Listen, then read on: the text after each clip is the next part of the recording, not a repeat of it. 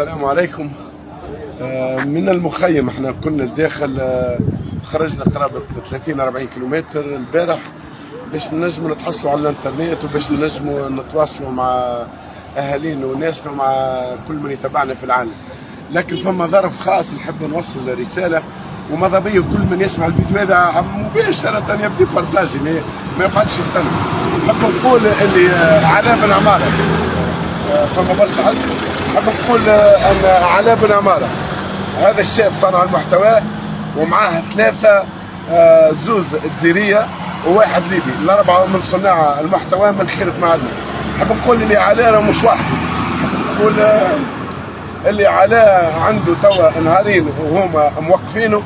علاء هذا الشاب صانع المحتوى هو مثل كل شاب صانع محتوى، فعلا هو فخر لتونس وفخر للأمة الإسلامية اللي عندها شاب صانع محتوى انه يترك كل شيء لاجل فلسطين، يترك كل شيء لاجل هذه القضيه. وهو سبب وقوفه انه لما ضاقتوا علينا وسكروا علينا كل شيء، بحكم عليه معروف وعنده صوت واصل، خرج باش يعمل فيديو باش يوصل الصوت.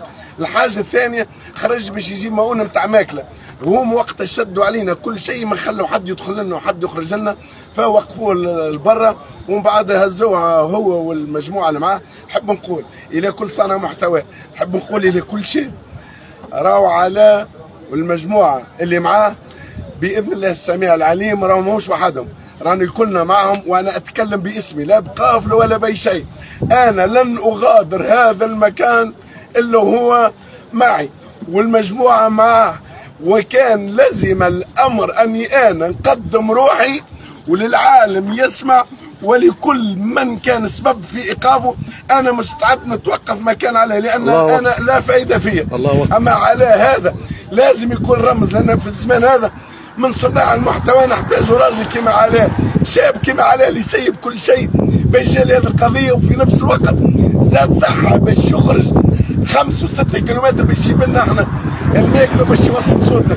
نقول لامه راك فخر العلاء، ونقول لكل صاحب راك فخر العلاء، ونقول للولاد ما نسميهمش الزوز مع صناع المحتوى والليبي الاخر اللي معهم، راك مفخر وراك توج على روسنا، وانتم بيكم نصلحوا الشباب، وبيكم انتم يجي نصر غزه، لان انا صوتي ما عنده وين يوصل اذا كان مش بعلاء وبامثاله.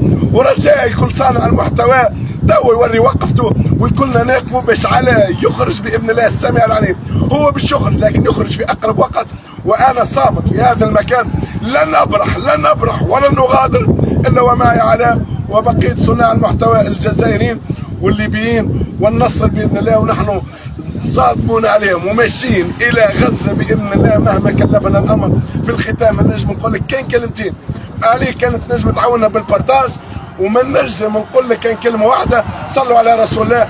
وبالتكبير نحن قادمون الى قضيه واحده، حتى احيانا الناس تحب تغير المسار، لكن قضيه القافله وقضيه القياده وقضيه كل ما هو عنده شرف، عندنا هدف واحد، قضيه واحده، لا نرهابيين ولا اي شيء ولا عندنا طريق سياسه ولا اي حاجه نتكلم في شخص. هدف واحد هو الطريق الى الحدود، الى رفح، لفك الحصار على غزه.